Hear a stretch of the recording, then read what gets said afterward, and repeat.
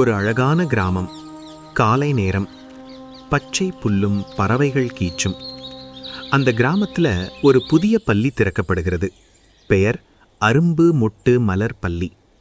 அந்த பள்ளிக்கு தனது 3 வயது குழந்தையான கார்த்திகையை அழைத்து வருகிறாள் அம்மா லக்ஷ்மி.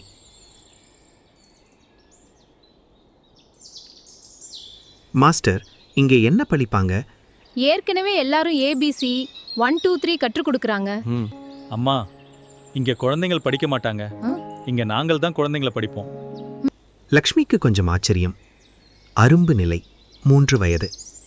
கார்த்திகை முதல் நாள் பள்ளிக்கு செல்கிறாள். அங்கே புத்தகங்கள் இல்லை, கரும்பலகை இல்லை. ஆனால் நிறைய வண்ணங்கள், விளையாட்டுப் பொருட்கள், இசை, பாடல்கள். அவள் மணலில விளையாடுறாள். நிறங்களால படம் வரைகிறாள். சின்ன சின்ன கதைகள் கேட்கிறாள். ஆசிரியர்கள் கவனிக்கிறார்கள். அவள் நிறங்களைக் கண்டு மகிழ்கிறாளா? இசைக்கு ஆடுகிறாளா? கதைகள் கேட்டு கேள்வி கேட்கிறாளா? இவருக்கு படைப்பாற்றல் அதிகம். நிறங்களோட ஆர்வம் இருக்கு. மொட்டு நிலை, 4-5 வயது. இப்போ கார்த்திகை கொஞ்சம் பெரியவள். அவளை பூங்கா, மிருகக்காட்சி சாலை, கடற்கரை எல்லாம் அழைத்து செல்கிறார்கள். இது மரம், இது எப்படி வளருது பாரு. இது பறவை, இது எப்படி பறக்குது. அவள் பார்த்து கேட்டு அனுபவிக்கிறாள். அவள் மண் கொண்டு சிறிய வீடு கட்டுகிறாள்.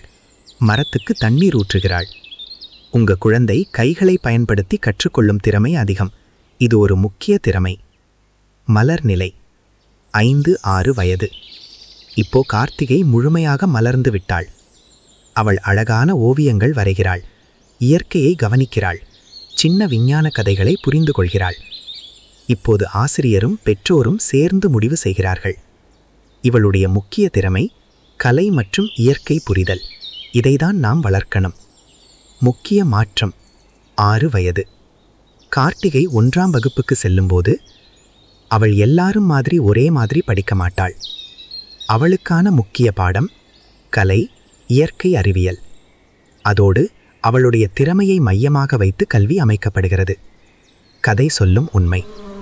இந்த கல்வி முறையில் குழந்தை மீது அழுத்தமில்லை, புத்தக சுமை இல்லை, ஒப்பீடு இல்லை, பயம் இல்லை. குழந்தை இயல்பாக வளருகிறது. திறமை கண்டுபிடிக்கப்படுகிறது. வாழ்க்கை நோக்கம் ஆரம்பத்திலேயே தெரிகிறது. மரம் நன்றாக வளரணும்னா அதை இழுத்து நீட்ட முடியாது.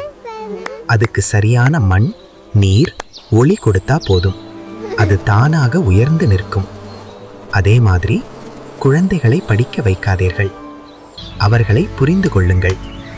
அப்போதுதான் ஒவ்வொரு குழந்தையும் ஒரு மலராக மலரும். இந்த அருமையான செயல் திட்டத்தை விரும்புகிறீர்களா? அப்படியானால் உங்கள் வாக்கை விவசாயிக்கு போடுங்க.